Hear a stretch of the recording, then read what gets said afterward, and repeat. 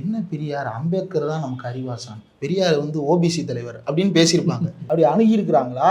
அந்த பார்வை நீங்க எப்படி? நிறைய பேர் அணுகியிருக்காங்க. என்ன நீங்க அப்படிலாம் இல்லைன்னு சொல்லுவீங்க? நிறைய பேர் அணுகியிருக்காங்க. எனக்கு ஒருத்தர் நல்லது செய்யறாங்க, இவங்க நல்லது செய்யறாங்க. இப்ப 2 பேருமே நல்லது பண்ணா 2 பேருமே பண்ணாங்க தானே சொல்லணும். 2 பேரையும் எதிர்க்க நிறுத்த வைக்கிறீங்க. அவங்க 2 பேரும் இணைஞ்சிருந்தாதான் நமக்கு லாபம். அரசியல் சட்டம் நிறைவேற்றியாச்சு, அமல்படுத்த முடியுதா? சமூக ரீதியா அமல்படுத்துறது பெரியாரால் நிகழ்றது இல்லை. நீங்க உத்தரப்பிரதேஷ் மாதிரியான ஒரு கிராமத்தையும் பீகாரில் ஒரு கிராமத்தையும் எடுத்துட்டு தமிழ்நாட்டிலையும் கம்பேர் பண்ணாக்கா ஈக்குவலா இருக்கா?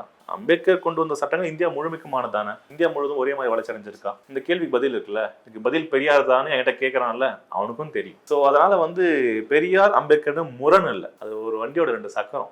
நீங்க ஒரு சக்கரம் தான் பெருசு, ஒரு சக்கரம் சின்னதா நீங்க சொல்லிட்டு இருக்க முடியாது. அந்த 2 சக்கரத்தை ஈக்குவலா நீங்க எடுத்துக்கிட்டா மட்டும் தான் நீங்க அதை டிராவல் பண்ண முடியும். அந்த வண்டி உங்களுக்கு ஒரு இடத்துக்கு கொண்டு போய் சேர்க்கும். சக்கரம் வேணுமா, இல்லாட்டி ஒரு சக்கரத்தை கழட்டி வச்சுட்டு அதே இடத்துல இருக்க போறீங்களா, இல்லை டிராவல் பண்ண போறீங்களான்னு நீங்களே முடிவு பண்ணிக்க வேண்டியது.